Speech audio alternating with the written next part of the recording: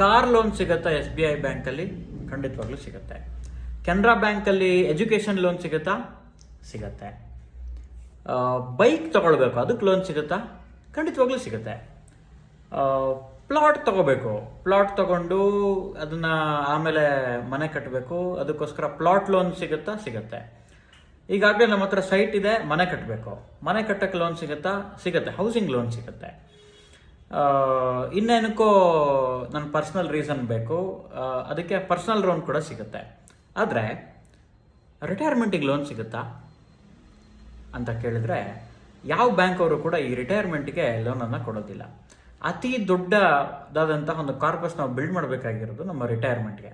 ನಾವು 60 ವಯಸ್ಸಿನಲ್ಲಿ ರಿಟೈರ್ ಆದರೆ ಇನ್ನು 30 ವರ್ಷ ನಾವು 60ನೇ ವಯಸ್ಸಿನ ತನಕ ಏನು ಅಮೌಂಟನ್ನು ನಾವು ಕೂಡ ಹಾಕಿರ್ತೀವಿ ಅದರಲ್ಲಿ ನಾವು ಜೀವನ ಮಾಡಬೇಕು.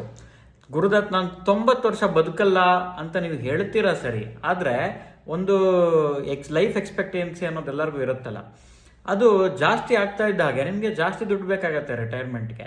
ಹಾಗಾಗಿ ಪದೇ ಪದೇ ಲೋನ್ ತೊಗೊಂಡು ಅಭ್ಯಾಸ ಮಾಡಿಕೊಂಡ್ರೆ ರಿಟೈರ್ಮೆಂಟ್ಗೆ ಯಾರೂ ಲೋನ್ ಕೊಡೋದಿಲ್ಲ. ಹಾಗಾಗಿ ಇವತ್ತಿನ ನೀವು ಇನ್ವೆಸ್ಟ್ಮೆಂಟನ್ನು ಪ್ರಾರಂಭ ಮಾಡಬೇಕು ಅನ್ನೋ ಹೇಳೋದಕ್ಕೋಸ್ಕರ ಈ ಲೋನ್ ರಿಟೈರ್ಮೆಂಟಿಗೋಸ್ಕರ ಸಿಗೋದಿಲ್ಲ ಅಂತ ಹೇಳೋಕ್ಕೆ ಈ ವಿಡಿಯೋ ಮಾಡಬೇಕಾಯ್ತು. ನಮಸ್ಕಾರ.